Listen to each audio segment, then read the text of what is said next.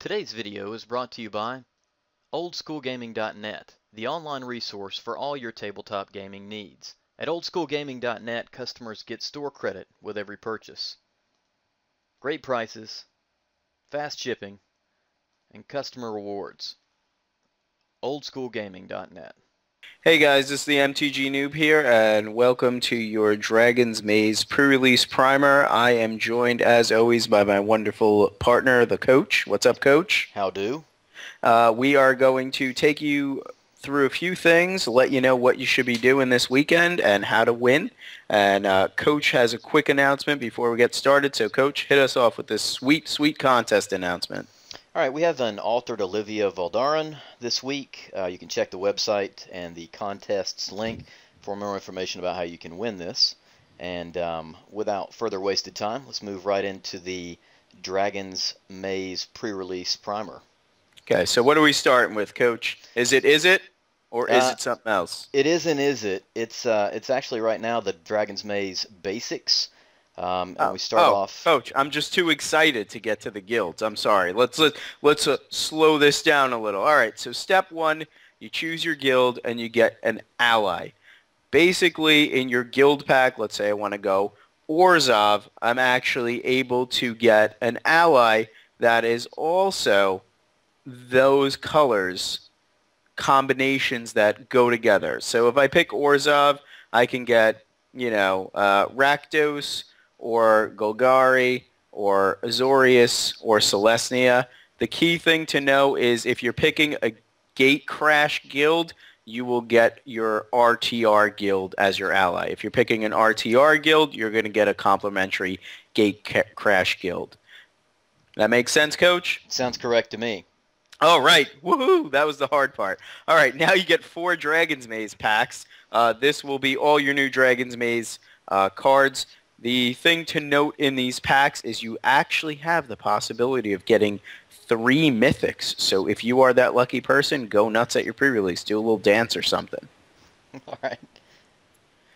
Now, in the past pre-releases, you got a playable pre-release card. This time around, they don't want you to have those awesome guild champions. They want you to get the Mazes and Mythic alternate art pre-release card. You may not use it in your deck. It's a pretty sweet card, but don't try to slip it in there and win just by playing 10 or more gates of different varieties. It is what it is. It's a nice card for showing up, get a little gift. Yeah, that would be a daunting task to win that way anyway. You'd be there all day, every day. And like I said, each pack has a guild gate or a shock land in the land slot. You can also get a regular copy of Maze's End in the land slot, a la the 3 mythic combo. So you can get a mythic land in Maze's End, you can get a mythic rare, and you can get a foil mythic rare. Ooh. It's impressive. All right. That is impressive. I hope that's me. I know it's not going to be. Oh my god, is it? It is Izzet. All right, so let's talk about, in at least my opinion, probably, spoiler alert, not the greatest guild of all time. Where are we starting off? We starting off with their one good card. Let's start off with the Big Daddy. All right, you got your Planeswalker. Finally, Ral Zarek shows up. He's drawn some, comparisons to a Johnny Vengeance in that he gets to tap things. In this case, he gets to tap and untap things, so you get a little bit of protection, a little bit of ramp. You can also lightning bolt things twice, which is really nice. Obviously not in one turn. You got to protect him. And his -7, his ultimate is like, oh, I'm going to flip some coins and throw some coins on the floor, and if enough coins come up heads, I'm going to get some extra turns. Knowing my luck, I will probably flip tails 5 out of 5 times. But it's just the pleasure of flipping, I think. That I mean, who doesn't love throwing coins on the floor all the time? Next is Dragon Shift. This is a rare. It's an instant with the key mechanic of Izzet, which is Overload. If you pay the casting cost 1 blue and red, you get a 4/4 dragon by turning one of your creatures into it, I should say. And if you pay the Overload for 7, double blue, double red, and 3, all of your creatures lose their abilities but turn into 4/4 dragons with flying. I think this is going to be a surprise kick in the nuts. What do you think, Coach? That sounds accurate. Yeah, it's like, oh, dragons! I didn't know birds turned into dragons. What is this crazy game we're playing? All right, next is Blast of Genius. All right, now there's some good things and some bad things about this card.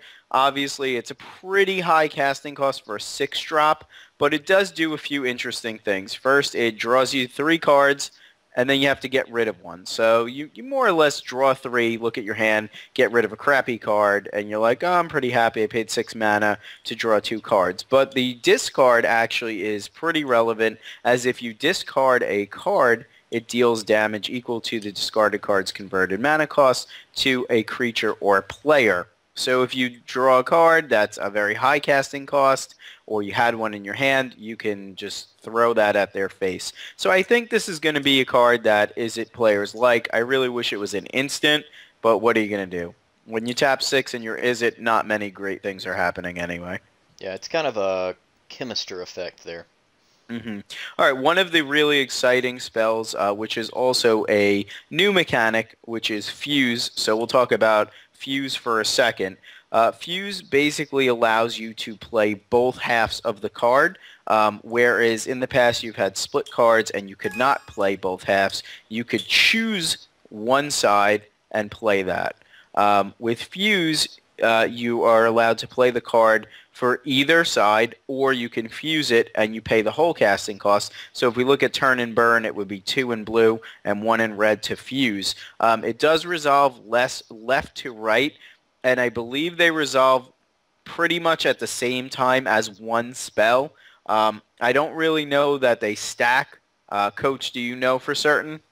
I think, I mean, I'm sure that the left part resolves first. Yeah, it goes left to right. Yeah. Yeah. Other than that, I'm not exactly sure how it plays out.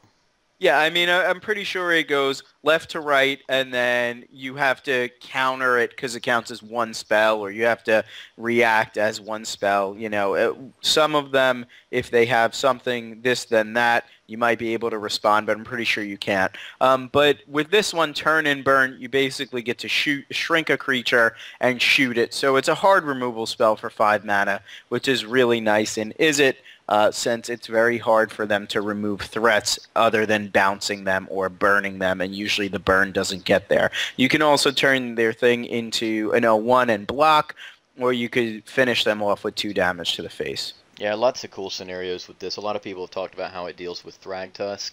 Mm-hmm. Yeah, it has a lot of standard applications, deals with anything that comes into the battlefield and things of that nature. Okay.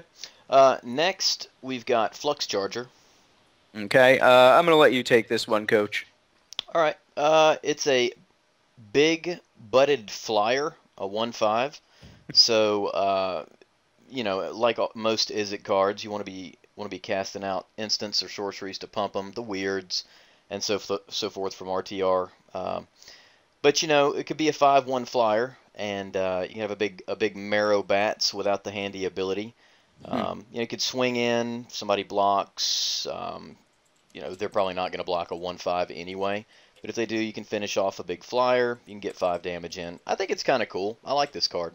I like it too. It really is brutal if they're tapped out, and you know you can swing in with a 1/5 and then switch its power and make it a 5/1. That's really nice. It's a 4 casting cost dragon with a huge downside, but it really does block well against a lot of the aggro decks. So that's pretty important since you want to buy time in Izzet. I mean, I think it's reasonably costed, which is the upside here too. Mm-hmm. All right, we got a Cyclops. All right, I love Cyclopes as much as the next man. This Cyclops is very interesting in, I feel it's a wall that is a 1/4, which is a pretty standard for a wall in this set. If you look at a lot of the Orzhov walls, they're 1/4s, and you know you don't really get through those too easy if you're aggro. But it has the ability to grow, which is really, really nice whenever you cast a sorcery or instant spell, and it gets to grow multiple times. But the key thing here is if you do cast an instant or sorcery spell, you get to attack with it. So it loses Defender, It gums up the ground, and then it's time for you to do things. So maybe they have one blocker out, you bounce it, and boom, take 4 to the face. Or you burn something out, and you swing in for another 4.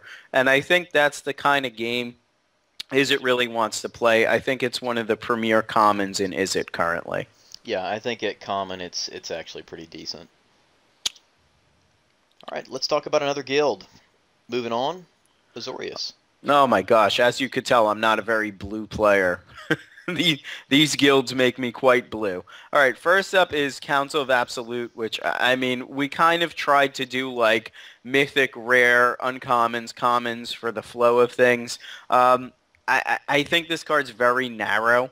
It's a 2/4, so it kind of blocks well. And if you know their deck, it's going to become much better in Games 2 and Games 3, where if you know what bomb they have, you can just say, like, can't play that. I think spells with the chosen name you cast cost 2 less is potentially decent in the mirror, but it's not amazing. What do you think, Coach? I feel very much the same way. I think it's pretty narrow. Okay. Next, you've got Lavinia of the 10th. Yeah, everybody wants to know what happened to the first 9 of them, but I couldn't tell you. I have no idea. Apparently, they just got tired of reading scrolls and just retired. I mean, being Azorius is all about law and justice, but it seems like kind of a boring desk job, if you ask me. What do you think? I bet the pensions are really good, though. You also get sweet cloaks, let's be honest. Cloaks are pretty sweet. All right, so it's a 4/4 pro red at rare. When it enters the battlefield, detain each non-land permanent your opponent controls with converted mana cost 4 or less for 5 mana. I feel this is what you want to be doing. Even if you get to detain a lot of stuff, I feel it comes in a little bit at 5 mana before people start to get out their really large bombs at 6 and 7 mana. So the fact that it's a little bit restrictive at mana cost 4 or less is pretty good. But when you think if you land this on turn 5, everything before her on the play is going to be converted mana cost 4 or less. So I could see this being in like a really nice Azorius tempo-y kind of deck and just trying to get there. Yeah. Pro Red is actually really decent as too. All right, Coach, I'm going to let you take this sick uncommon. Yeah, I like the Ascended Law Mage. I like the picture. I like the casting cost. I like that it's hexproof. I mean, 3/2 is a nice flyer, which is what you want to be doing in Azorius anyway. Can't target it as an opponent. I mean, what else is there to say? Yeah, there's not much. I mean, this thing's crazy. I mean, the only downside to this card is if they have opposing 2 power flyers, which in this guild, you're usually going to try to detain things that get in your way. But it is a realistic clock, and the fact that they can't really do much to it is really, really sexy. Let me ask you a question. Do you like this card or Skyjack better? It's been a while since I played with Skyjack. I mean, 3/1 detains a creature. Oh, that's not Skyjack. That's the other one. Oh yeah, Sky Knight, Lev Sky Knight. Sky Knight, Legion. Lev Sky Knight. I like them both. How about that? I feel if you do that into this, you're just like, screw your opponent. They're going home. They're sad. They're going to be like, oh, this Azorius guy had the nut. All right, how about a Sphinx? I like Sphinxes. I like Sphinx's Revelations. I hope to open one of those up, although I don't think you can, but it'd be nice if you could. But pretty sure you might be able to if you are lucky at the pre-release. This Sphinx is 1/5, Flying Vigilance for 5 at uncommon. When it attacks other attacking creatures, get +1/+1 until end of turn. The fact that it says other attacking creatures is a bit of a downer, but the fact that it blocks everything in the air is exactly like the Izzet one we just previewed. Giving all your guys an Anthem effect just for attacking with a guy with a huge butt that probably is not going to die is pretty significant, I feel. Yeah, I agree. Especially in the mirror where you can outclass their flyers by giving that +1/+1. Vigilance too. All right. Yes. Flash Bear. Ooh, I like Flash Bears. I like normal bears, but Flash Bears, Makes me think of dancing bears for some reason. Flash dancing bears. No, This don't one's go gonna there. be. I already went there. Don't edit it. This is raw, Coach. Deputy of Acquittals is going to be one of the new common cards that you're going to have to be playing against. It's really good as a 2-2 blocker. It's good to try to sneak in a 2-2 attacker at the end of their turn. And when it comes into play, you could actually bounce one of your guys. So if you have something that detains, you could always bounce it and replay it. I think it's got a lot of applications, and I think it's going to make aggressive strategies really wonder if they should kind of keep attacking and going all in and things of that nature. All right. That's all we have for Azorius. Let's talk about Dimir. Oh my god, the Blue Guilds! The Blue Guilds, Coach! I feel like a merfolk right now. I'm going to let you take this one because, you know. That'd be the Blue Gills, I think. Yeah. Hard names are hard. Go for it, Coach. All right, I'd like to introduce you to Mirko Vosk, Mind Drinker. Okay. He's flying. He's a 2/4, so a lot of toughness. When he deals combat damage to a player reveals cards from the top of the library until there are 4 land cards, a la a lot of the gate crash effects that we've seen, like Balustrade Spy. Then you put those cards into the graveyard. So, you know, chances of hitting 1 land with Balustrade Spy on top are pretty common. I think a lot of people have been hit with, you know, your opponent mills 12, especially if you've drawn a lot of land, you're flooded, Balustrade Spy mills half your library. But this is going to be much more effective. The only difference there also is, of course, that Balustrade Spy, when it comes into play at mills, you have to actually do damage to your opponent with this card for the effect to work. But I mean, it is a good-sized flyer. It swings past most other flyers in the set. I mean, it's a rare, so it's reasonable that you might see one at the pre-release. You probably will see at least one if your pod's big enough. But I mean, it's good. It works really well in a mill strategy. It disrupts your opponent's game plan. I don't know. What else is there?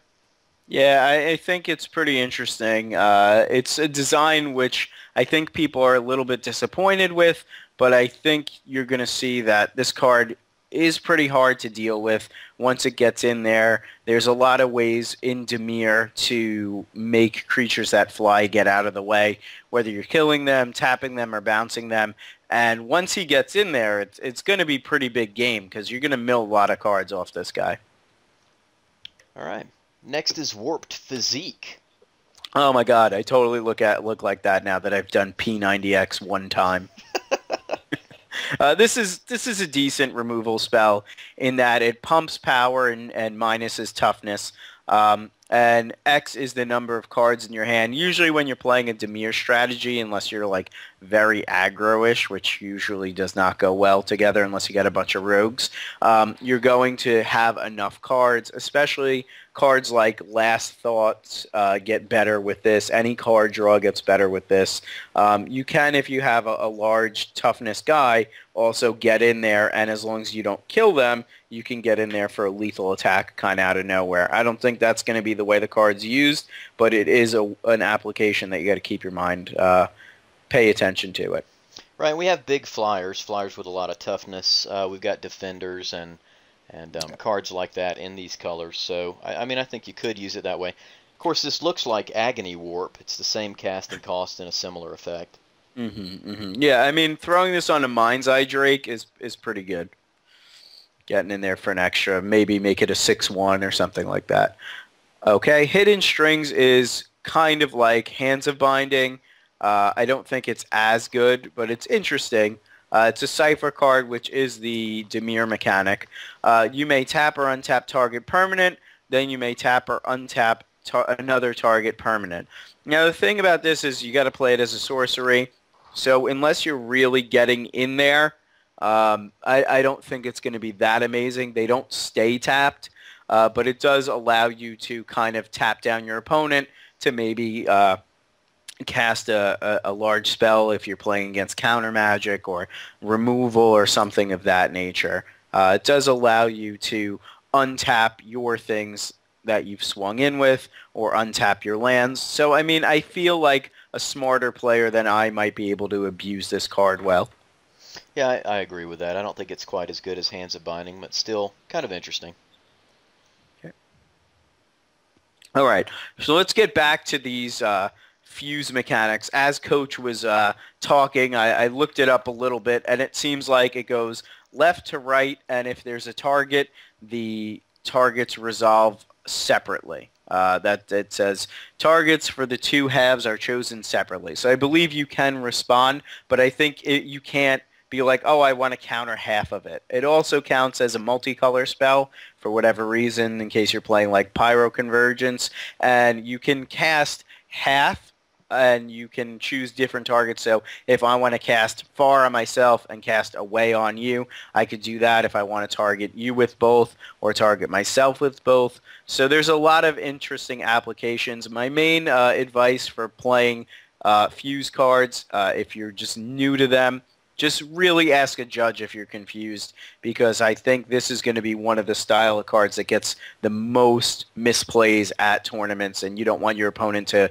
cheat you. Make sure you know which ones are instants and which ones are sorceries. But that a little side done. Let's get back before we go too far and away off topic. Oh, you like how I did that, Coach? Nice You like that? Very nice segue. Nice segue there. Didn't plan it. Far bounce is a thing. Away makes you sacrifice a creature. So you can bounce one of their guys to get around a guy you want to kill, which is really nice because if you played any Gate Crash and you have a Devour Flesh and they have like a little crappy guy, like a green side watcher, and you can't kill, you have to kill that to kill the guild mage that's beating your face in. It does get really frustrating at times. I think this is going to be one of the really good Dimir cards. If you're going Dimir, you're going to want as many of these as possible. Yep, I agree. All right, Haunter of Nightvale. Okay, we weren't going to put this card in, but we kind of felt like we didn't want to shortchange Dimir. The main knock I have on this card is it's a spirit that doesn't fly, and I think that's going to annoy me a lot. But when you think about it, if it flew, I think it would be too good. It might be a rare.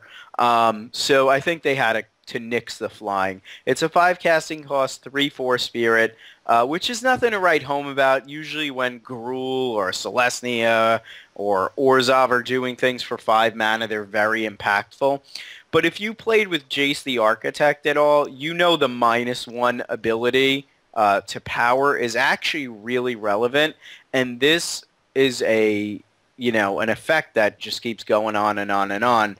It doesn't end unless this thing dies. So making all of their creatures smaller is really significant, and a 3/4 on the ground does usually do some damage, especially if they have like a 4/4. Now your 3/4 can block it out successfully.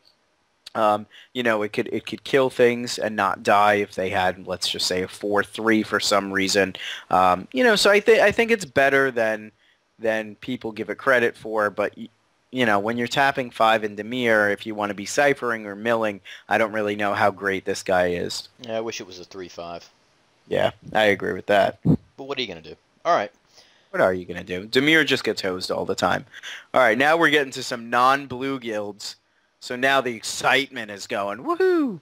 All right, Coach, I'm going to let you take this card because I don't think I understand this card as well as most people do. Apparently this card is worth $20 and is insane.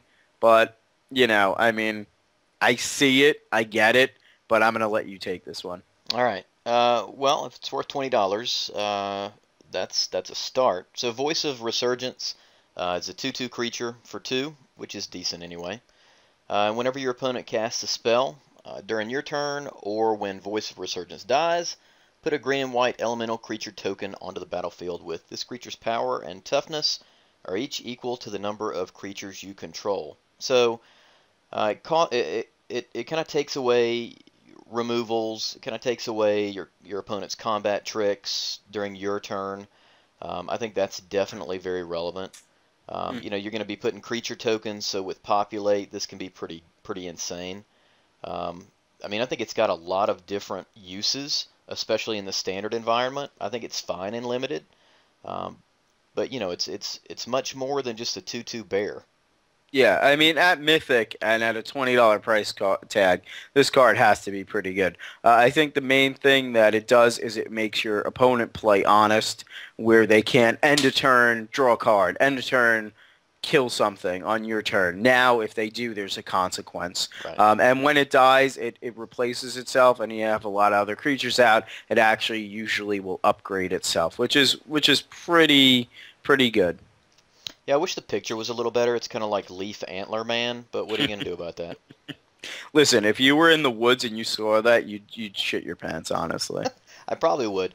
But for $20, I want a little more. It'd probably be $22 with a decent picture. Yeah, I guess. All right, here's a big one. This is a coach card. Coach gets very excited about certain cards, and I can just hear him now when he's opening this up. Ooh, Advent of the Worm, baby. We're gonna make some 5/5 worms and populate. Yeah, this card great. is bonkers.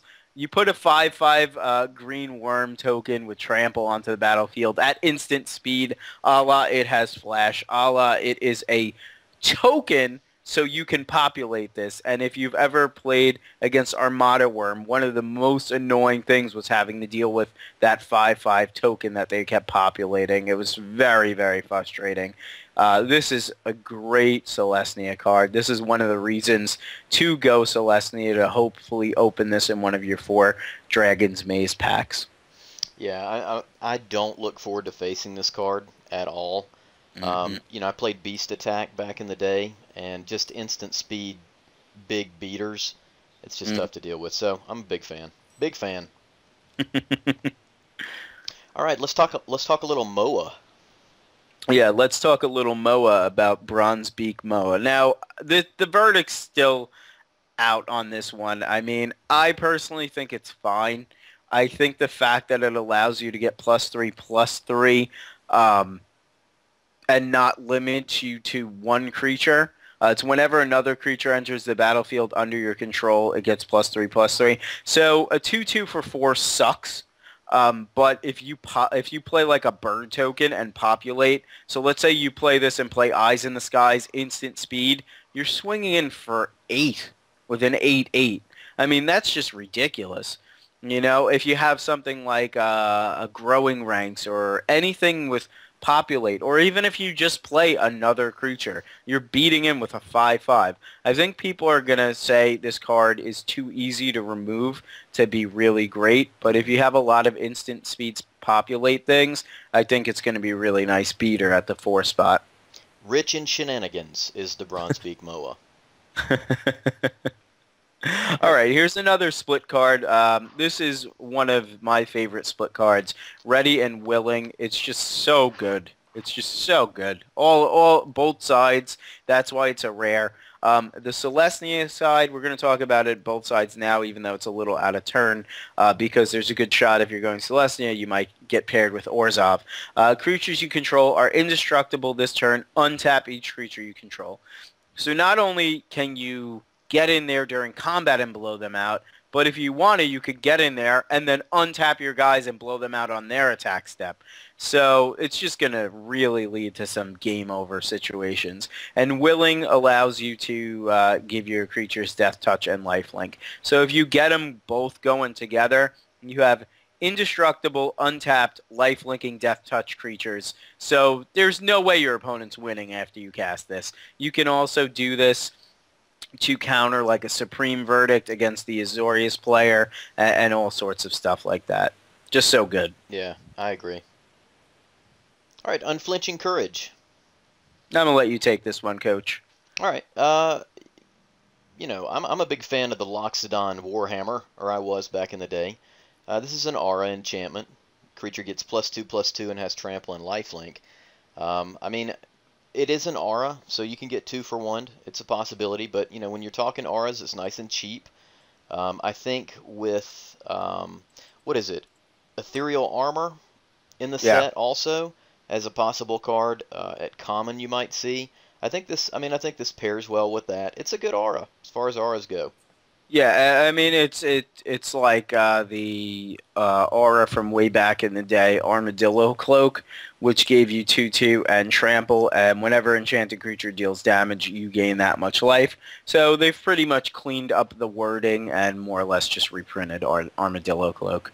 2-for-1s are good, but if you put this on any, like let's say you put this on the Shroud creature you get, or just anything that's unblockable or with ethereal armor on it, it's just going to be really game changing.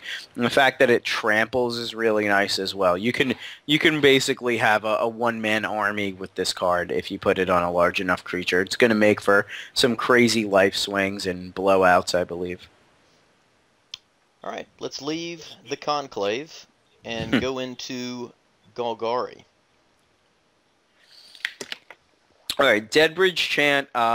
This card's interesting in the fact that it's a mythic enchantment, which you don't get those every day. In this set, apparently you get 2, though. When this card enters the battlefield, you mill yourself for 10. And then at the beginning of your upkeep, choose a card at random in your graveyard. If it's a creature card, put it onto the battlefield. Otherwise, put it into your hand. So you really do get to kind of reuse your graveyard. The good thing is, if it's a creature card, it goes right to the battlefield. If it's anything else, it goes to your hand. The bad thing is, if you're playing against Dimir, you've significantly helped just let them defeat you. They're just like, oh, you want to mill yourself for 10? I love you. You're my best friend. In addition, you don't get to choose which card, because that would be just stupid good. So you might be like, oh, at random I got back this land that I didn't really need that I milled. But it is card advantage. It is a little bit slow. Against aggro decks, you're never going to be playing this. Against Dimir, you're usually not going to be playing this. But against some of the mid-rangier decks, I think getting the card advantage off of this is really good, especially if they put things in your graveyard earlier, like large creatures that you want back. You now have a chance to get it right back on the battlefield. Yeah, it's just a large element of chance, and it is really slow. Mm-hmm. Okay, Gaze of the Granite is Pernicious Deed, which was a fantastic card. It's just not as good. I like how you could pay 3 for this and kill tokens, which is really nice. It is a sorcery speed for a sweeper, but the fact that it says X or less is really significant, because if they have any sort of board, they have an aggro start and they have a bunch of 1s and 2s, and you pay 5 mana, you could just wipe the board and just reset the game. And, it's really good because it hits each non-land permanent. So if they have a problematic enchantment, artifact, planeswalkers, just everything is just stone and just done. All right, next we've got Varolds, the Scar-Striped. All right, this guy's really good as a 2/2 for 3. You can sacrifice another creature to regenerate him, and each creature card in your graveyard has Scavenge. The Scavenge cost is equal to its mana cost. So he's going to do a lot of stupid things, and he's very hard to handle since he can regenerate. I think he's going to be great. You're swinging in with creatures. They're going to try to kill him. You sack some stuff, and then you could always scavenge onto him or another creature for that casting cost card in your graveyard. So I think he's going to be pretty powerful in Limited. Yeah, I totally agree. Scavenge is fine, but Scavenge with cheaper costs is great. So yeah. Mm-hmm. Mm-hmm. All right, Putrefy. Oh, I'm going to let you take this one, Coach. Looks right up your alley. It kills things. It destroys artifacts and creatures, and they can't regenerate. So, I mean, for 3, it's an amazing card. Yeah, it's just one of the most fantastic removal spells in a really long time. Great reprint for the set. Great flavor. It fits in what Golgari wants to do, which is kill things and destroy and, get rid of problems that you have when you're playing. And at uncommon, I mean, you might see a few of these. You most certainly will. Hopefully you get 1 to 3 if you're really lucky. Go nuts, get a foil one. All right, let's talk. All right, here's an interesting. Sorry? I said let's talk Gorgons again. Seems like there's a lot of Gorgons running around. Yeah, listen, these Gorgons are crazy. They just, they just turn things to stone. It's like they just walk around underwater and stuff, just like turning everything to stone, ripping some dude's head off like a bowling ball. That's how they do. This one costs 5 for a 2/5. Nothing too special, but it does have Death Touch like most Gorgons do, and which makes it really annoying to attack into or to block. You have pay to remove a 1/1 counter from a creature you control. Target creature gets -1/-1 -1 until end of turn. So you might think, well, excuse me, this doesn't do anything by itself, but remember, you have Unleash. You can remove counters that have Unleashed guys. And you have Scavenge. And you have some cards in green that put 1/1 counters on things. So there's a lot of ways to get counters on things. The ones you're going to use the most are probably from Scavenge, but you also have the ability to Unleash, and then you have spells that put counters on. So I think this is going to be a removable source of kill, and whenever you have that, it's really, really resourceful. Yeah, I like this card a lot. All right, let's talk Orzhov. Ooh, I like some Orzhov.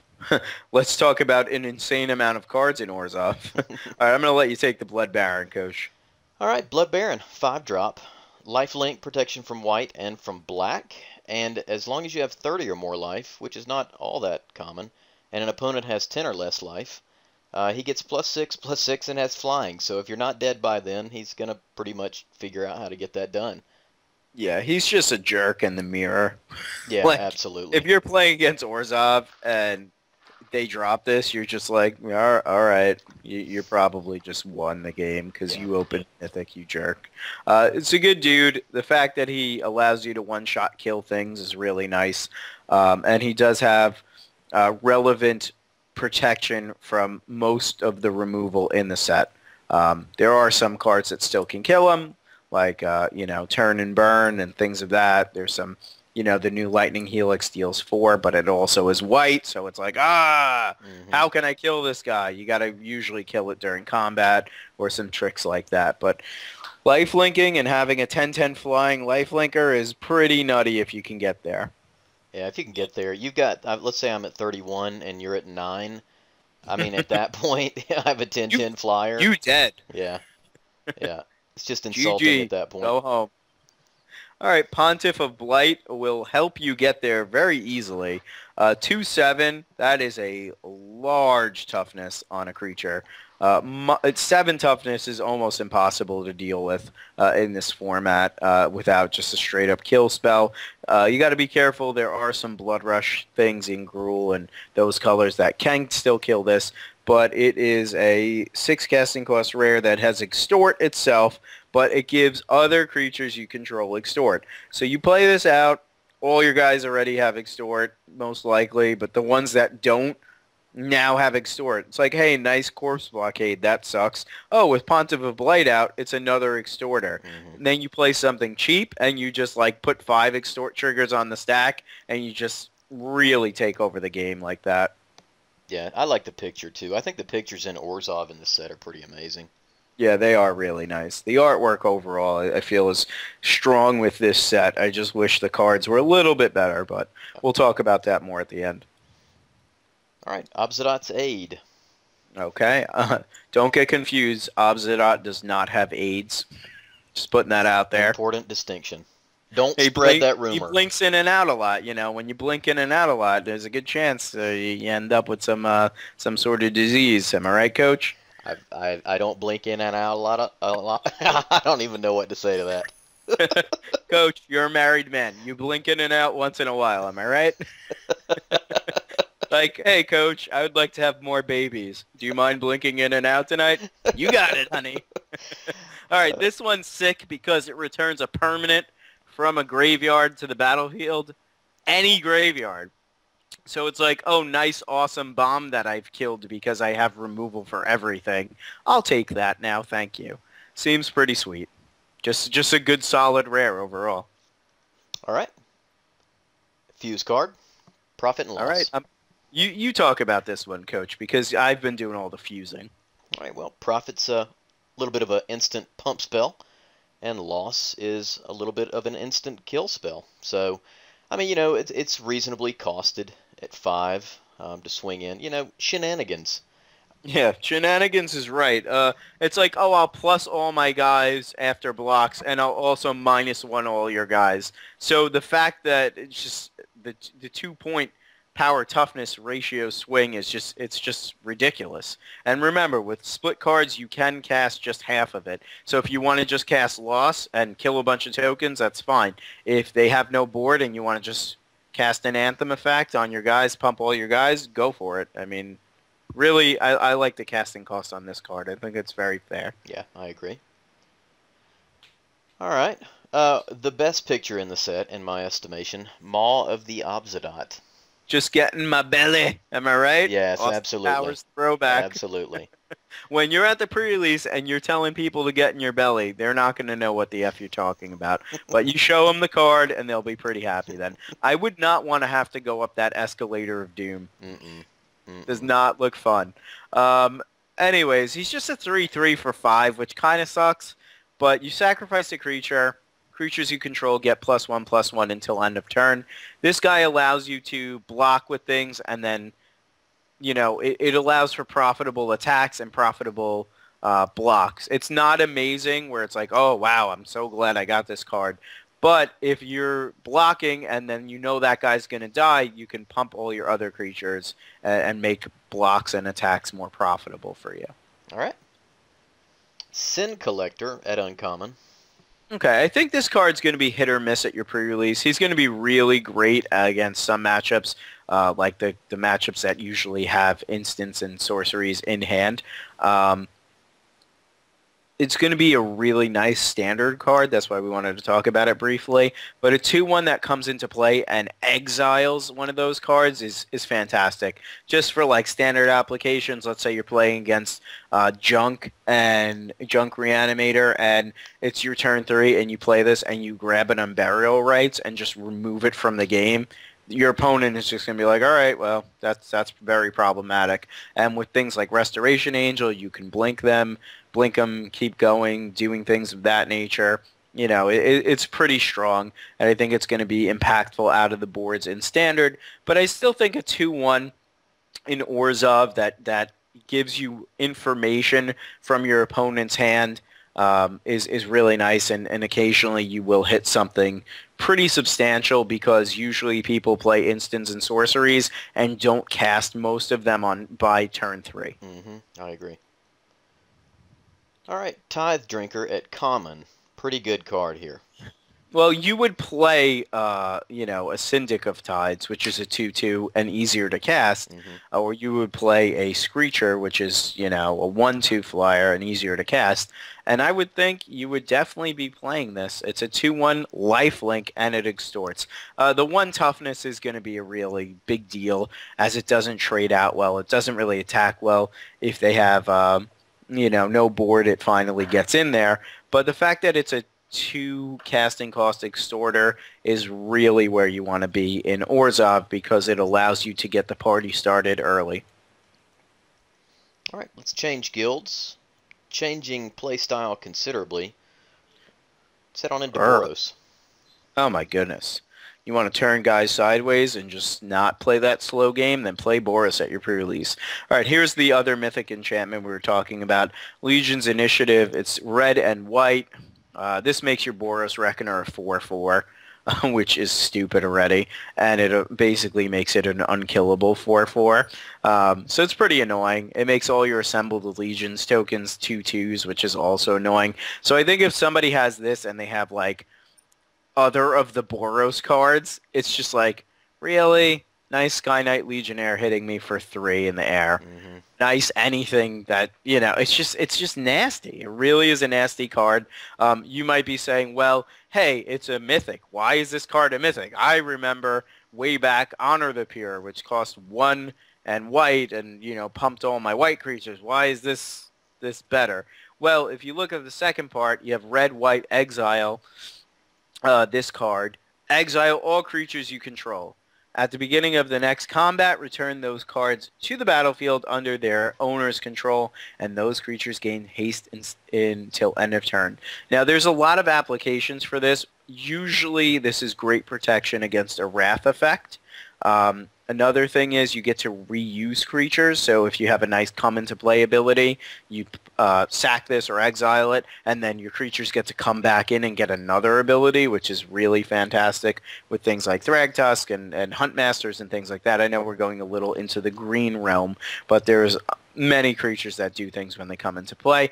And finally, this is really good because you can attack, and then you can blink your guys when they want to attack, and now your whole team comes back in untapped. So pretty good at Mythic. I kind of wish this was a rare, but I think it's a little too good for a rare.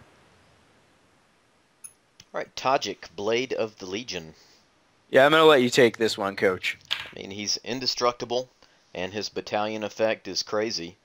He's 5/5 until the end of turn. I mean, a 2/2 is not a huge butt for a forecasting cost guy, but indestructible kind of solves that issue for the most part. So really good at rare. I can't wait to play with this guy. Very solid. Yeah, this guy's going to be good for you in limited because he blocks. So like the thing is, if you're behind and you're playing against like a Blood Rush Gruul deck, you can block and they're not going to use their trick, but you know, you just absorb the damage and he stands tall. I kind of wish he had vigilance, but come on, what am I, crazy? Yeah. The fact that he triggers all your guys at battalion, he's really nice at that 4-drop spot. I think there are some spells that will kill him. I believe the common gate dude, the gate creeper in black, does -2/-2. That's right. So that's something. The one with the muscles from earlier that we spoke of, the agony warp kind of card, does kill him. So anything that's -X/-X will kill him. Death's Approach kills him usually, but I mean these are very black-centric cards. So if you're not playing against an opponent that's rocking the swamps, you should be good to go. And this guy's going to be just a powerhouse in Boros. All right, War Leader's Helix. Just very fantastic. I know people are really tight that it's not Lightning Helix, but you can't make another Lightning Helix. You're not allowed, you know. I mean, we all wish it cost 1 red and white, but it doesn't. But 4 damage to target creature or player, and you gain 4 life. It's what an uncommon in this set wants to do. It's just such a nice complement to Boros where you're crashing in with 1, 2s, and 3s and you're getting them low and then you just don't have enough reach. Now that's it. There's your reach. It gets you there. It is an uncommon, so you have to be prepared about it. You may or may not get it in your Dragon's Maze packs, but if you do and you're in Boros, you're going to be a happy camper. Yep. All right, Viashino First Blade. You really like this guy, yeah?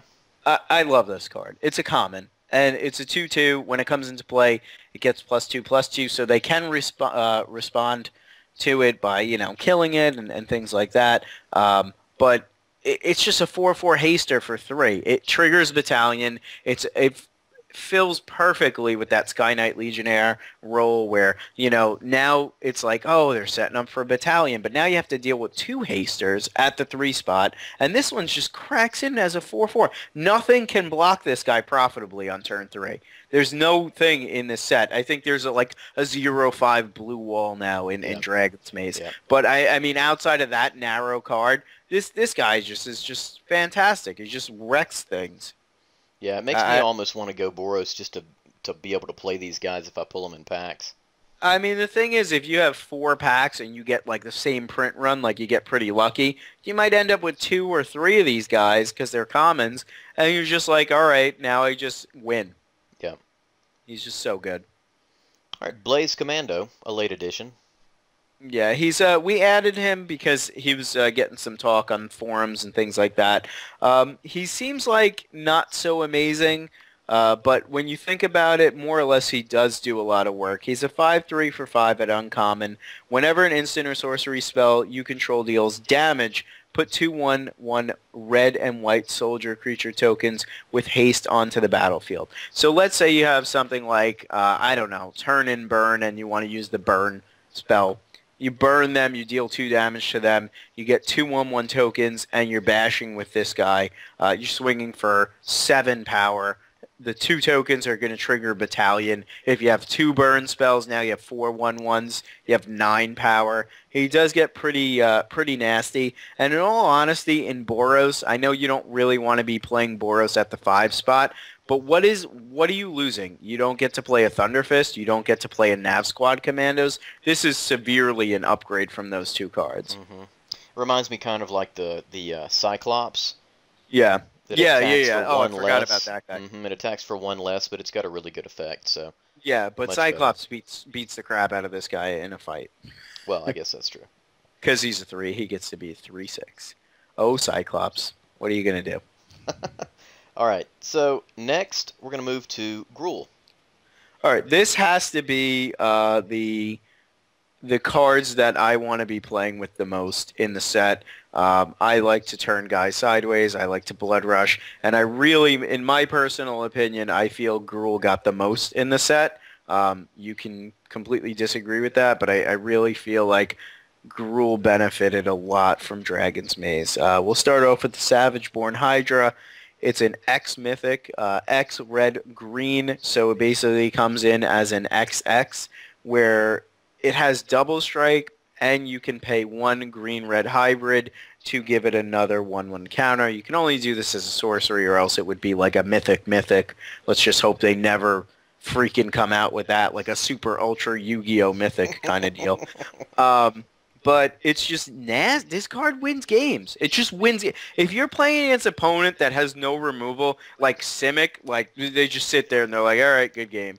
Like, let's move on in life. Because you can play it as a 1/1 double striker, and then on the next turn you make it a 3/3 double striker, and then on the next turn it's a 5/5 double striker, and then on the next turn it's an 8/8 double striker. And if they can't deal with it and you just sink your mana into it, not saying that's a great strategy, they can't profitably block this. Like, on turn 4, nothing really blocks a 3/3 double strike well. Like, not to my knowledge. I mean, I could be completely wrong, but I don't see how this just gets blocked. I think people, if they don't have removal, they just lose to this card. Yeah. And Blood Rush on this card also is pretty ridiculous. Like, imagine a Madcap skills on this card. It's like, oh crap. I can't block it. It's GG. A nice way to spend that excess mana, too. But if you should be so lucky to be playing this at the pre-release, and you've got some excess mana, I know where you should put it. Yeah. Put it in your cap. All right, Rurik Thar the Unbowed. Yeah, this guy actually might show up in Standard because he's another card that makes control play fair. He's a 6/6 for 6. He's got Vigilance and Reach, so he swats things out of the sky. He also attacks in and trumps most things in Standard. And he does attack each turn if able, but the fact that he has Vigilance really isn't that bad. There's not too many death-touching things in Standard, so he's pretty good. In the pre-release, he's just nuts. You're always playing him. Yeah. But whenever a player casts a non-creature spell, this does affect you, so pay attention to that. This card deals 6 damage to that player. So you play him, and you got to be careful not to play non-creature spells unless you really have to. But if they want to play a removal spell to kill him, they're taking 6 to the face. So he does so many things, even if they insta-kill him. I think he's so mad because he reminds me actually of in the 7th grade, I think, I had some orthodontic work done, and I went to school in my new headgear, and that was a really bad mistake that it took me years of non-dating to recover from. That one day of headgear wear. So that may be why he's so irritated and he's attacking every turn. I'm not sure. It could also be because he has two heads. This is possible. He seems like he's being pulled in different directions. Well, while we're talking that way, we may as well say this. It could be Rurik Thar the Unbowed, and maybe he lost his bow, and he's looking for it, and he's just furious. He's just pissed off. He can't find his bow. Like, it's just like, man, if I only had a bow right now, I wouldn't be killing everybody and everything. Maybe you know what, Coach? Maybe his wife, she threw out his bow. It could happen. All right, Feral Animist. All right, I've heard a lot of people not like this card, so I'm going to go out on a limb and say I like this card. It's just in here because I think it does stupid things. where it's a 3 casting cost guy. It kind of fits in on the Gruul curve. Like, when you think about it, you might think, like, okay, what really fits in the Gruul curve at 3? All right, Slaughterhorn. Do I really want to pay that at 3? All right, what about a Croconora? Well, that's more of a Simic card, but, you know, it's decent in Gruul. But this guy is a 2-1 for 3 sucks. But he does have pay 3 colorless, and it gets plus X plus 0 until end of turn, where X is its power. The fact that you can make this a 4-1 and eventually bigger, like if I can dump 6 mana into this, it actually becomes an 8-1 is really nice. But I was thinking with Blood Rush, like if I swing in with this on turn 4 and I Blood Rush it with like a Slaughterhorn or, you know, the Goblin that costs red for a 2-1. Skin brand, you know, yeah, Skin Brand Goblin, then I'm actually swinging in for 8 or 10. Which, you know, ain't nothing to scoff at if they don't block it. I think most people are going to be aware of that and block it. But let's say I put a Madcap skills on this. All right, well, now it's unblockable, sort of.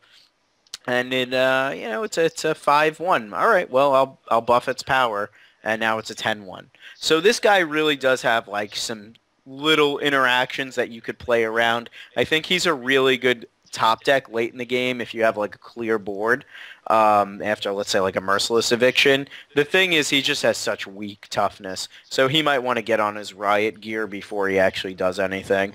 Another thing is he plays really well with the +1/0 enchantment, which is that the card we have up next, Coach? Let's take a look and see. No, I think we got a few scarred. Okay, well, we'll talk about that after. But it basically says it gets +1/0, so he'll be a 3-1, and it can't be blocked except for 2 or more creatures. So, you know, he can, if you double his power and they want to block it, he ends up trading out with probably 2 things. But let's talk a little bit about Armed and Dangerous. What do you think over there, Coach? Well, Armed and Dangerous, the armed section of it, target creature gets 1/1 and gains double strike. It is a sorcery, so not quite as handy as it could be. And then Dangerous is all creatures able to block target creature this turn do so. Obviously, best when used in combination. In Gruul, I mean, I think it's fine because you get a big fatty. You've got a Blood Rush, and you can play just the Dangerous element of it. So, I mean, I think it's fine. I think to play both sides at one time late in the game on a big fatty, pretty devastating. Okay, now, I could be wrong, but first of all, they shouldn't have called it Dangerous. They could have just called it, like, just like a face-punching sound effect, because that's some sweet art. Yeah. I would not want to mess with that guy. But to my understanding, I could be completely wrong. I believe you get to choose different targets for this. You do. Is that how... That's how you're reading. So, basically, I lure on my shitty guy, my 1/1, and then I give my huge guy, like my worm that's a 7/6, +1/+1 and double strike. I gotcha. And I just kill you. You know, or you could do it your way, where you can double strike a guy and force all their guys to block it and get him with other guys. But it's just so nasty. Armed is going to be good because if they ever are tapped out, like their guys attacked, you just double strike a huge guy with Blood Rush and all this kind of shit. It's just pretty nasty because you'll be like, all right, well, my 3/3 is now a 4/4 double strike. I attack, I Blood Rush, I use a Scorchwalker, and now I'm hitting you for 18. You know, and it's just like GG. You know, but I think this is going to be a really, really good card. I think it's very powerful. All right. At common, Zerta Druid. All right, you don't really get much at Gruul at common, but this guy I wanted to mention because I believe he's having a little bit of a nip slip. So, you know, he's like, I'm just gonna show off my boob and throw a Hadouken at you. But as a 1/1 that taps, it really does do a lot of things because its tap ability actually pings your opponent, which is really nice because you can just repeatedly have like this little clock. If you get it down on turn 2, they're not going to want to kill it. You tap it for mana, you get to ramp a little bit, and you're pinging them, and all those little pings will add up. But the fact that he ramps you is really nice as well, because if you pay him on 2, although his casting cost is a little bit restrictive, and I wish he really made red or green mana, you can ramp to 4 and then 5 a turn earlier while pinging, and that's really nice. Plus, it's just another attacker. Yeah, he's a measly 1/1, but nobody's going to want to block him if you're Gruul, because if you're not using mana and you're attacking with him, you can really just get in damage there. You'll probably be able to use a lot of nice bluffs with Blood Rush, but more or less at end of turn, there's no more mana burn. So if you're not doing anything else, you just have an end of turn pinger. Yep. Yeah, I've heard people compare this card to the picture anyway to Alice Cooper, so that just enhances the cool element. That does a little bit. Yep. All right, here's the thing I was talking about earlier. It's like, oh my God, didn't they hear about stop, drop, and roll ever, Coach? They don't play around. They just I'm Gruul. I light myself on fire. That's what I do.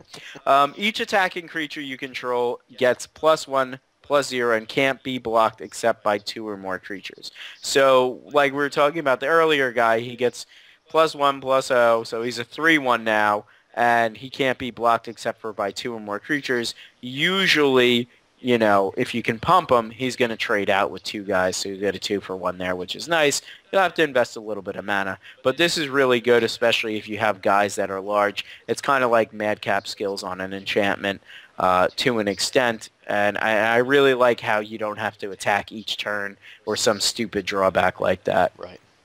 I mean, you'd rather be playing creatures at 4, but if you have this card, it just makes your army a lot better, especially on defense and on offense. All right, let's talk some Simic. You're going to talk Simic because it's another blue guild, and I hate me some Simic. All right, the wall of text on Progenitor Mimic says, well, you've got a 6-drop here. He's a shapeshifter, and you can have him enter the battlefield as a copy of any creature, except it gains the ability of, at the beginning of your upkeep, if this creature isn't a token, put a token onto the battlefield that's a copy of this creature. So, he comes in, he copies stuff. He probably evolves some guys. I mean, you're in your Simic colors. Yeah, I don't know. Yeah, well, I mean, he's just nuts in standard as probably like a one-of in the Bant kind of style decks. Because if he copies a Thragtusk, he just keeps getting to make Thragtusks each turn. Just ridiculous. Like, I mean, you can't copy. If he's a token, he doesn't do it. But if you copy the actual card, it's pretty nutty. I mean, I think that's why he gets his mythic thing. A repeatable clone is just ridiculous if they can't deal with it. Just gets out of hand really fast. Yeah, and it's in Thragtusk color too. That's going to be buy your Thragtusk there's a lot of while you can. Yeah, there's a lot of things. It's also, it's really nice in the fact that it copies any creature on the battlefield. I mean, so if they have something that's pretty nasty, you can clone it as well. I like it. Yep. All right. Renegade Krasis is just a 3/2 for 3. Fits in that Simic curve really nicely. It's going to evolve all the things you want to evolve, Shamble Sharks, Cloudfin Raptors, things like that. It also has evolved itself, and whenever Renegade Krasis evolves, put a 1/1 counter on each other creature you control with a 1/1 counter on it. So, I mean, it's going to evolve some stuff. You're going to have to trigger a lot of counters, bring your dice. But the main thing about this is you're probably going to be able to trigger this on turn 4 and make it a 4/3, and then all your other guys that have evolved, even if you just have 1 or 2 guys before this, if you're curving out perfectly, they get more counters. It's going to be really nasty. Yeah. I'm glad this is a rare, because if it wasn't a rare, it would just be stupid good. Yeah, really good. All right, let's talk legendary. Vorel of the Hull Clad. I think it's Clade, but it sounded cooler to say Clad. It's a 1/4 for 3, and you get to pay blue and green tap for each counter on target artifact, creature, or land. Put another of those counters on that permanent. So you get to just add counters to everything. The one thing about this is it does affect your opponent's counters and things of that nature. So just keep that in mind when you're adding counters. If they have counters, you're going to hook them up too. But most likely, since you're in control, you could probably use this to your benefit. All right. Crisis Incubation. Okay, freaky picture. If I was a child, I would not like this. uh, More or less, you're going to get to shut down a creature on their behalf, on their turn, or their good creature.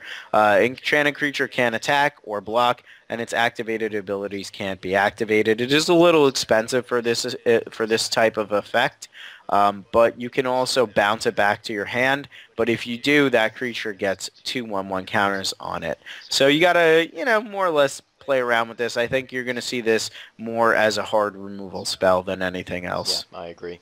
Which is something that Simic needed, so. All right, next up is the Gorger. Species Gorger, that is. I wouldn't want to be a species today. It's a 5 casting cost 6/6. At the beginning of your upkeep, return a creature you control to its owner's hand.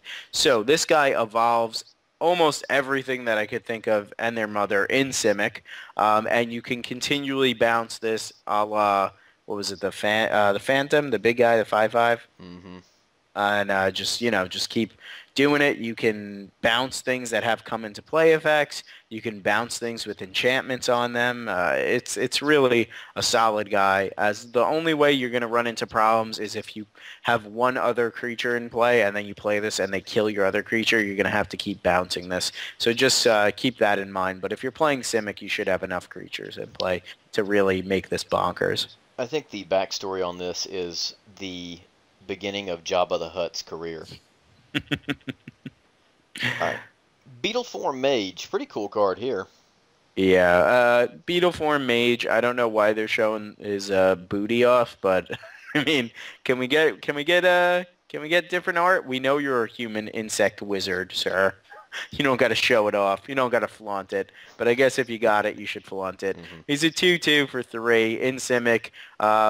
He'll evolve, most of your stuff at the 3-drop, which is what you kind of want to do. But for green and blue, he gets +2/+2 and gains flying until end of turn. You can only activate this once, but a 4/4 flyer on turn 4 is really, really nice.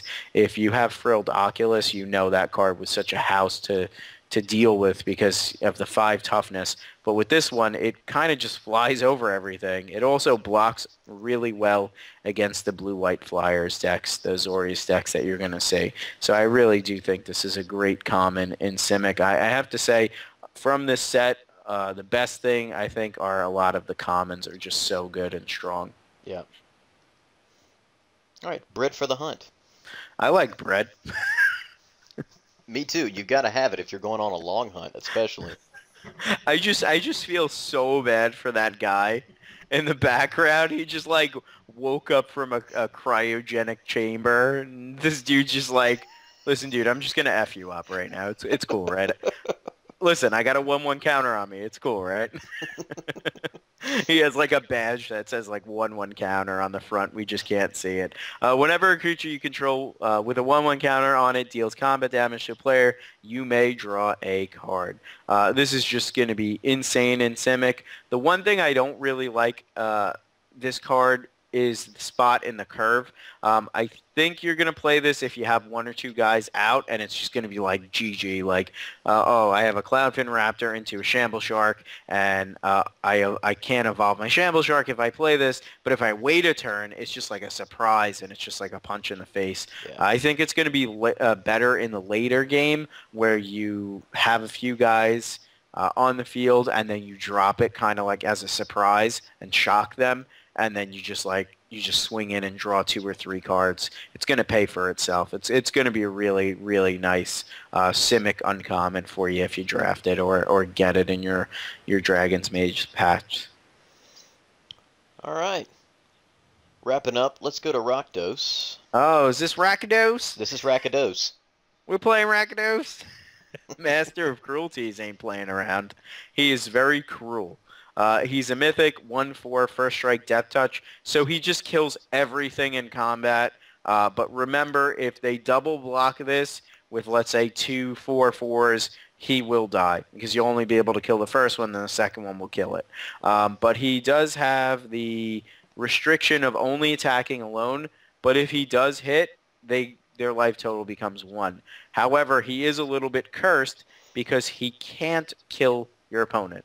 So you're going to have to finish them off with some little burn spell in your hand or some little life loss in your hand. But definitely run this guy all day, every day. He's just so good, even if he's just, you leave him back as a blocker, he'll just kill everything and he'll just kick some butt. And then when they're tapped out, they have no guys, you just swing in, put them in 1, and finish them off from there. All right. Next is Exava Rakdos Blood Witch. Okay, I think you should try to pick these up on the cheap at the pre-release if you can. I don't usually tend to give out financial advice, but I think this is the next coming of the Hellrider / Falcon Wrath Aristocrat movement in that it is a very aggressive black-red 4-drop. Right now it does not have a place in Standard, but it will have a place eventually. I think if you're in Rakdos or any aggressive strategy, this card is really, really great. It's a 3/3 first strike haste. It does have the ability to be unleashed, so it's a 4/4 first strike haste, which basically gets through everything. And each other creature you control with a 1/1 counter on it has haste. So all your little Rakdos Cactuars, your Chain Walkers, your 3/3 first strike guy, I don't remember his name, Splatter Thug, I think. All those guys get haste, and it's just like, oh my god, I can't deal with this. It's just going on and on and on, and it's just very powerful. All right, really awesome card here. Yeah, I'm gonna let you Gladiator. take this. It does look like he's farting blood a little bit. Let's just be honest. I think It's that's like, a loin. That's it's a like, tattered loincloth. Guys, I've just got a huge hemorrhoid, but it's cool. I've been fighting for a while. Can't regenerate if you have 1 or more hemorrhoids this turn. I'm saying that's a tattered loincloth. Yeah, All right, so whenever a creature blocks, the controller loses 1 life. And of course he's regenerating for 3, which is a little bit expensive, but with a 4/2 swinging in, I mean that's a lot of damage coming your way. So, you know, he swings, he can regenerate, and if people block him, they're going to lose life anyway. So I like it. Yeah, he's pretty terrible if you're playing defense because you're going to be losing life. But remember, he's a 4/2 regenerator, so if you got to hold him back and take a ping because he's blocking, it affects both players, you still most likely will be able to kill some stuff. Yeah, this reminds me a little bit of Hellhole Flailer. Yeah. Just in the casting cost and the ability, not that you can throw them at your opponent's face, but still kind of an interesting card in Rakdos. Yeah, I think he's a good 4-drop in Rakdos, as usually the curve ends around 3 or 4. I think he's pretty solid if you build up a little army early on and you just kind of get in there and then you drop this guy and you make blocking hell for them. Okay. Then to Spike Jester. Nice little 2-drop here. 3/1 haste. Yeah, he's just what Rakdos wants to do. He's just, you know, a 3/1 guy. I wish he had trample, but come on. What am I, crazy? I'm asking for too much. He does get blocked out pretty easily by anything, a bird token. But if you get him in on turn 2 and you're on the play, you know, say you play a 1-drop, so a 1/1 or a 2/2, and you get this guy in on turn 2, they're at 16 or 15, and just really nasty. He's also really good with Civic Saber as a 5/3, which you can play and get that online, you know. But he is at uncommon, which is kind of sad. Yeah. At common, we do have the Drake. Yeah, I'm going to let you take this one. Yeah, so he's flying Unleash. He'll be a 2/3 flyer that can't block if you choose to unleash him. And what is this? What is the Drake that's a 2/3 that can't block? What is that in blue? Oh my god, I know what you're talking about. He's a zombie Drake, but I don't remember what he is. But I mean, that card sucked. Scrap skin Drake. You played it and you were like, this kind of sucks. But in Rakdos, it's so good for some reason. He's like when I saw this card, I was like, oh my god, I want to play all of these. A 2/3 flyer, that's just so good. But it really isn't. Yeah. Because you're not going to be able to block their flyers with this. I mean, you can not unleash it as a 1/2, but I think as a 2/3 evasion guy, it's just so good in Rakdos for some reason. It feels right. Oh, by the way, I just have to make a quick correction on the last one. If you have a Civic Saber on it, it will be a 5/1, not a 5/3. So sorry about that. All right. Okay, let's talk about monocolored cards in the set real quick. Okay, the thing about these monocolor cards, as we're going to be starting, is you really are going to be able to play these in any of your guilds. So if you're going 2 colors, 3 colors, you're going to be able to take advantage of these cards more or less. So let's start with the white rare, Skyen of the V2 Ghazi. It's a 4/4 for 5, but when it comes into play, you get a 1/1 bird, and then you can populate. This is going to be really great in all of your white decks. The populate mechanic is not only good in Selesnya, that's where it shines, but it is good. I mean, worst case scenario, you have 6 power for 5 mana, 2 evasion with 2 1/1 bird flyers. Remember, you cannot do anything crazy. This has to be cast from your hand. You can't blink it and then be like, oh, I'm going to get some more birds. You know, it doesn't happen like that. There's been some comparisons to Geist Honored Monk. I think that card is better. But this card's still a 4/4 for 5, and it does give you the option to potentially make a bird and then populate like a Centaur token or something along those lines. And worst comes to worst, you just make 2 birds.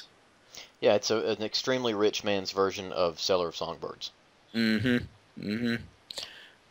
Okay, I'll let you take this one, Coach. Yeah, has the Snare Squad. It's reasonably costed at 3. It's a 1/4 wall, basically. But he can attack in, and if he does and you pay planes, you can tap a target creature an opponent controls. So I think it works well in Boros. I mean, it works reasonably well in Boros. You can activate Battalion, get a pesky blocker out of the way. And if you need to sit back and block while you gather guys to be able to attack in, it does that well too. So I think at common, it's a reasonable white card to play in several archetypes.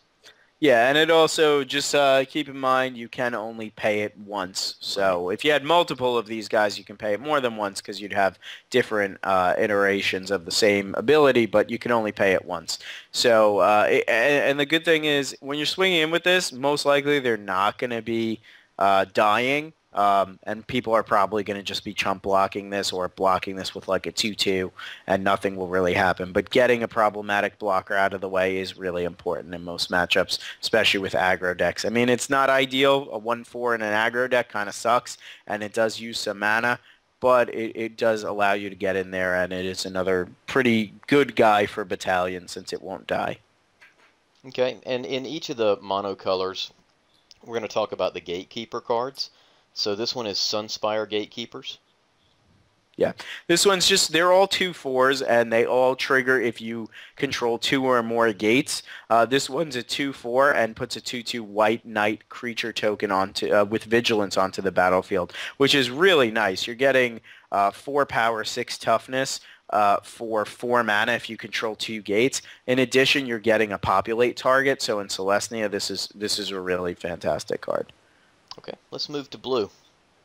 Okay, Aetherling's just an homage to Morphling. It costs 1 more. It's a 4/5 this time around, and you get to exile it and return to the battlefield under its controller at the beginning of the next end step. So if they try to kill it, you get it back.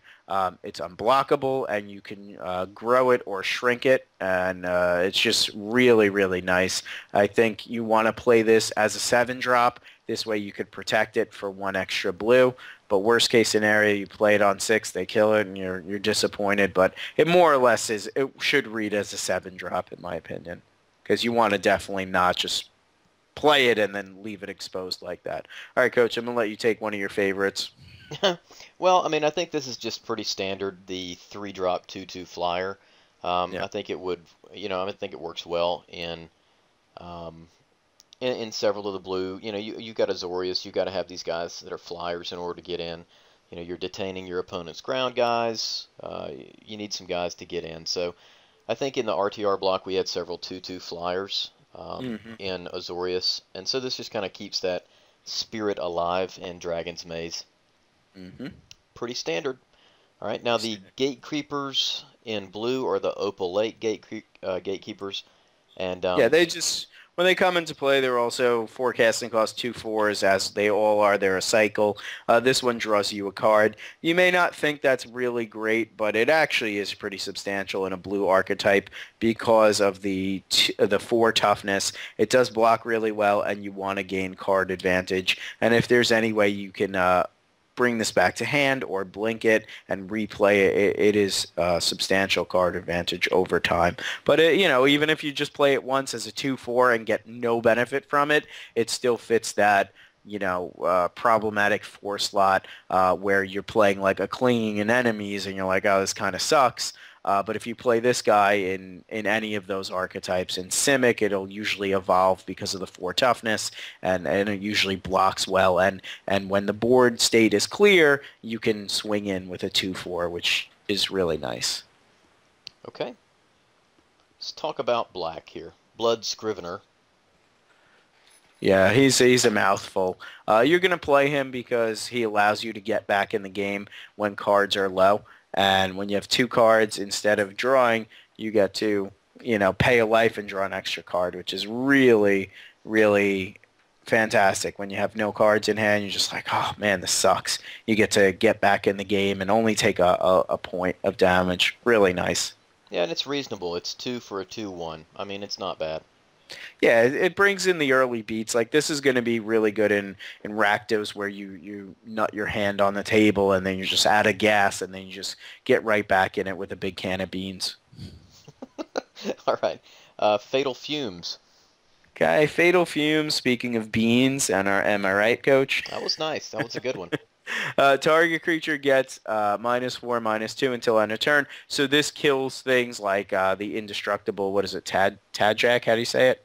Tajik, yeah. Yeah, it kills him.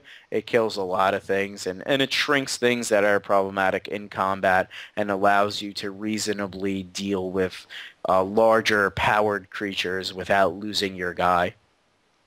And killing their guy. The Gatekeepers in black are the I think this is probably one of the better ones. I agree. Where it just comes in and kills something small. This is a really great card to stabilize against aggro with. It does kill a lot of things that have 2 toughness, and it's just like, oh crap! I just thought I was gonna win this game, and it just comes down and kills something, and it blocks something else and kills it. So it's really, really, I like this one a lot. Yeah, I'm a fan of Undead Executioner. Was in Avacyn Restored, so I'm a fan of this one too. All right, in red, we've got some commons and uncommons here. We've got Rubble Belt Maka. Yeah, it's just it's a generic 3/3 for 4. It's got a bunch of eyes on its face, so it's kind of confusing. Opponent might be tricked out by that, but the fact that it's a 1 red Blood Rush is just stupid. Yeah. It's like stupid. Like, if you just look at the last set, Skinbrand Goblin was a 1 red Blood Rush that gave +2/+1. This gives +3/+3. This is a giant growth in red. It's really, really nice when you're smashing in with this. I mean, and a 3/3 for 4 when the board's comebacks and, you're top decking, it isn't the worst guy to plop onto an empty board. Okay, Weapon Surge. Really good overload on this. Yeah, you got this one. This is a coach card. Yeah, you've got a bunch of the Izzet cards that are overload type effects. And in this one, your creature gets +1 and gains first strike. But then the overload effect, all of your creatures get +1 and gain first strike, which is pretty insane for 2 mana. Yeah, the one thing I think you got to keep in mind is that this card probably is going to be better in Rakdos or Gruul, whereas in with Izzet, you're going to be like having kind of crappy guys. Some of your guys are going to be defenders, so you're not going to really be able to benefit from the blowout that this card really is. Right. But in the other archetypes, it's going to be a lot better. And, you know, who doesn't like a guy playing with his weapon out in public like that? This guy should be in jail. Think about Boros with this card. I mean, that's pretty ridiculous. Oh, was that the one that was the most logical that I just ignored for some stupid reason? Yeah, well, that's all right. I started with Izzet, so. All right, the Gatekeepers in red, I think these might be the worst ones. I'm not sure how you feel about that. But I mean, the green one's pretty shitty except for against aggro. When this guy comes into play, gain control of target creature and opponent controls until end of turn. Untap that creature, it gains haste until end of turn. I think it can steal games out of nowhere. Threaten effects are really nice. A threaten effect with a body attached to it is also definitely good. I don't think having a 2/4 at your 4-drop is going to be really, really amazing. But this guy also can shine in Boros or Gruul and just steal a blocker out of the way, make him go to the dark side with you and just kind of smash some face. And then, you're left with a 2/4. So, like, you can steal their guy and then still have a little bit of protection, which is really nice in those swingy kind of games. Yeah, for some reason I thought it just gave haste, but it's a threaten effect too. No, that's actually pretty good.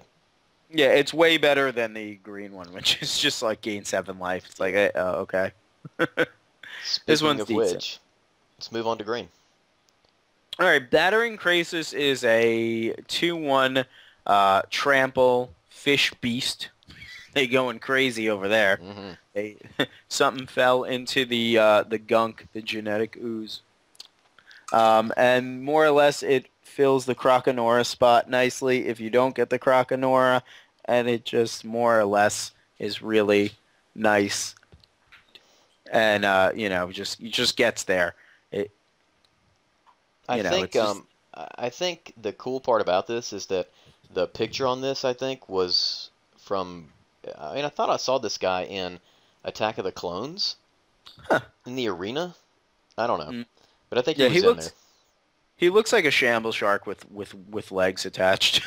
Yeah, he's like, I'm good now. You know, before I was hard to cast, but I kind of, went through a little shamble shark puberty, got my stuff together, and now I have trample. I think he's going to be really good with pump spells and things like that because you're not expecting it to really do much, but then it becomes a 3/2 trample and a 4/3 trample, and there's been so many times where I've just been like, man, if Shamble Shark had trample, he'd just be crazy. Yeah. And now they kind of did that a little bit. Okay, next we've got the Thrashing Moss Dog. Yeah, this guy's just crazy. Like, we originally just put him in Golgari thinking, like, well, Scavenge got to go in Golgari. But when you think about it, he's a 3/3 reach for 4. So that trades with a ton of the flyers in blue-white. And green usually is extremely weak against, against flyers. So this kind of fills that role. Like, when you're green and they're beating you down with, like, a Drakewing Krasis, you're just like, all right, this is not fun. But now you can do that, and then later on you can scavenge for 6 and put 3/1/1 counters on something. So that's always really nice, and it's a common, so you can potentially have more than one of these in your deck, and it does do a lot of things at a 4-drop spot. Yeah, he's a plant hound too. Yeah, I ain't nothing but a plant hound. All right, and you guys have heard us talk about this card. Gain 7 life is the effect here on the Cerulean Gatekeepers. I mean, this card makes me have, like, a face that I'm, like, it's kind of like, really? Like, it's, like, you usually in Limited never want to play life gain, but I guess when it comes with a 2/4, it's pretty decent. I think Boros and Rakdos, if they're playing against this, they're going to just cringe when they see this card, because not only are you gaining 7 life, but you're dealing with a 2/4 that's left behind. And the 2/4 that's left behind is no joke. I mean, it blocks 3/2s and just doesn't die. And anything with 4 toughness, if you've played this set at all, you know is really, really hard to get through without a combat trick. All right. Well, let's kind of wrap things up here. All right. Well, if you're still with us here, let's talk a little bit about these clue stones. I mean, these clue stones allow you to be nuts at the pre-release. They just allow you to just build 5-color decks. I mean, realistically, that's a little bit of, an exaggeration. But when you think about it, they have one per guild, so there's 10 of these. They're all at common. It's likely you'll get 1 to 4 in your packs of Dragon's Maze. If you get on-color ones, you're always playing them because they sacrifice to draw you a card when you don't need them anymore, especially important in the late game when you've like ramped enough and you're just sitting there and you're like, oh, if I had one more card, I would have won that game. Well, now you have that one card. So I would highly recommend playing these if you're not in an aggressive style deck. If you're in an aggressive style deck, you probably don't need them. But if you want to build 2, 3, 4, and 5 color control decks, you would want to start with these. Then you have your gates, and then you have your shock lands. So mana is not really going to be too much of an issue here. So I would recommend just dropping bombs on people and playing all your haymakers. All right, let's make some final conclusions. All right, I'm going to let you go first because you know me. I got a lot to say. All right, well, for me, I don't know whether it's just that I like being an underdog and then pulling it out, at the end and saying, see, I told you I could do it. But something in me, some crazy hair in me wants to go, Izzet Dimir for some reason. Oh, my God. I know. But the only reason is because of all of the effects you can get with just playing an instant or sorcery and all the shenanigans you can pull. But in reality, what I'm probably going to do is choose a green-based guild. I don't know whether that'll be Selesnya or Simic. Those two are probably at the top of my list. I think that for me, the most viable guilds at this point are Simic, Selesnya, and then Boros or... I think those three are probably the top for me. All right, I feel you on that. After looking at the way the breakdown was going to be, I did some analysis and just more or less have come to these few conclusions. First, I think if you go Selesnya or Orzhov, you will not be disappointed. Those are white-based guilds. They do have a lot of powerful creatures. They have a lot of powerful mechanics in extort and populate. I think those are really fantastic. If you do go Dimir or Izzet, I think you're going to be disappointed. So sorry, Coach, if you decide to go Izzet. Does that mean I'd be doubly disappointed? Ooh, you might be. I think people are more or less not going to like that statement because they have an attachment to either Izzet or Dimir, and they aren't terrible guilds. I just feel that they're, from my perspective, they're going to require a lot of skill to play, and they're going to require a lot of the right cards to play for you to have a really good chance. Not saying that that can't happen, but my style is when I go to a pre-release, I just like to be an aggressive player, turn guys sideways, don't get beat by quirky interactions that I don't know. And then I did a third category. If you're going this, there's a chance you might get this, and this basically just trolls Dimir and Izzet some more. But if you're Rakdos, you want to really... great guild and you want to be very aggressive, but you might get paired with Dimir, so that kind of screws your strategy up. Same thing with Golgari. Yeah, it's cool to, do a self-mill strategy if you get paired with Dimir, but do you really want to be milling yourself just so you could scavenge some guys? It doesn't make sense. Then you have Gruul and Izzet. I mean, outside of that crazy dragon card, which would be almost impossible, in a rug-style deck, can you really get there? Like, are the guys that are 1/5 flyers going to do enough for you when you're casting creatures and blood rushing and you're not actually, playing spells?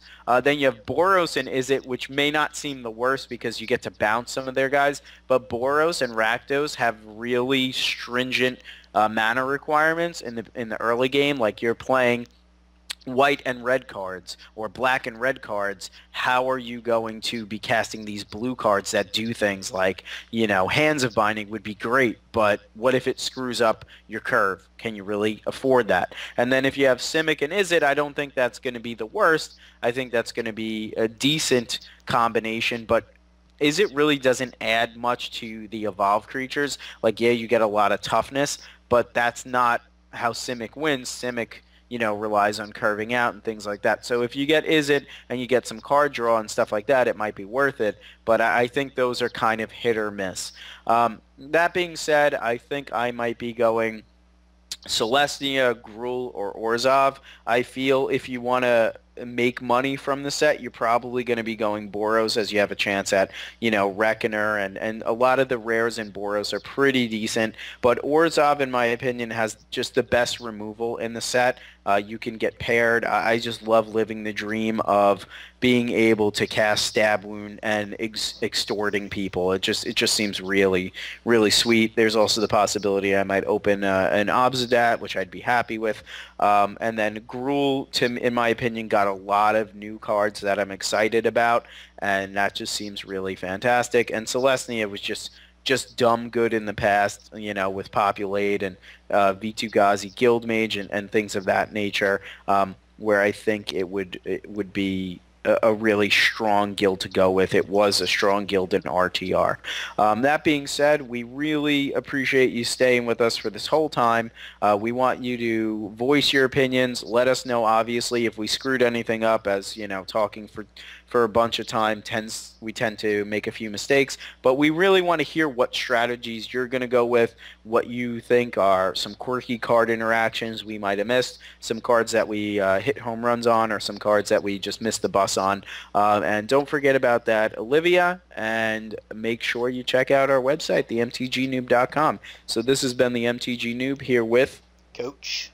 And we thank you for watching this. Please spread the word about the website and enjoy your pre-release.